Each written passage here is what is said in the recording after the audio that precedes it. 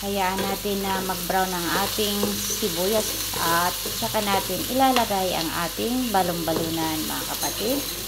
At pakakatasin natin sa sarili niyang katas.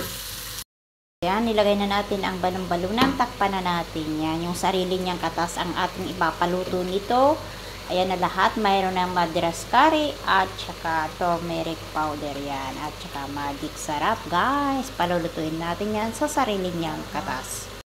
Na guys, kumulo na sa sarili niyang katas. Ang bango-bango na. Ayan, nilagyan natin ng laurel. Ayan, hayaan na lang natin siya na maluto yan sa sarili niyang katas. Guys, luto na. So, ayan, yummy yummy. Ayan guys, luto na. Yummy yummy.